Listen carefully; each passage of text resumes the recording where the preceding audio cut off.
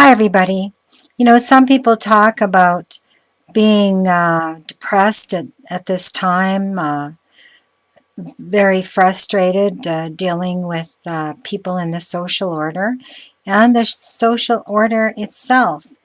And also, dealing with emotional issues such as anger, such as just the complete and utter frustration at not having any venue to go anymore for justice.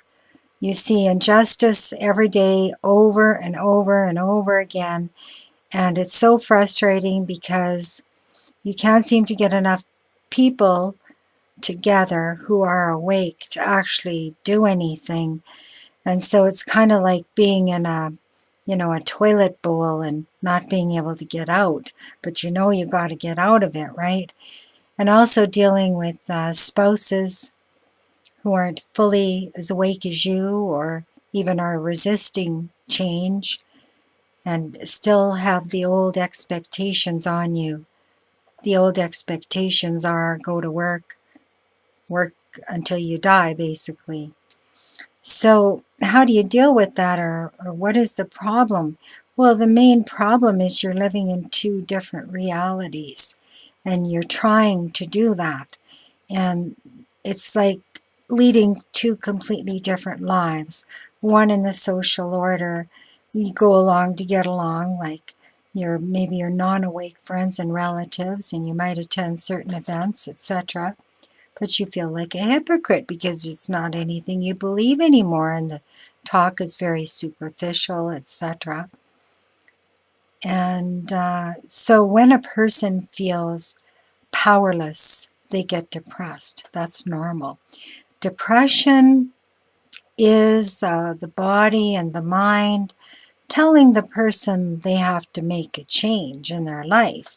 So when you get depressed, listen to your inner voice, which is telling you that this is a goad for you to make a change. Now, you can't force someone else to change, though, can you?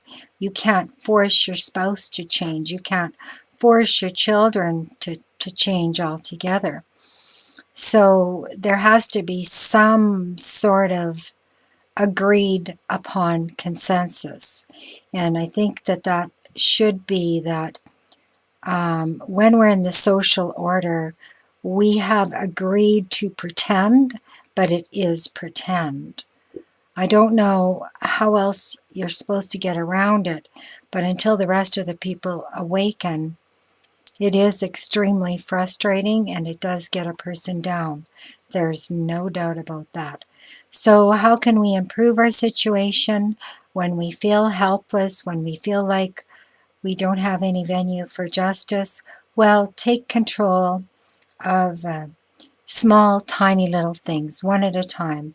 Like, for example, what time you pick up your mail, what you do today, what you eat today, anything at all. Somebody's trying to butt in front of you in a line, and you make sure that they don't do it. You put your best foot forward out there. So this transition that we're undergoing is causing people to think that they're mentally ill, but they're not mentally ill, they're mentally normal.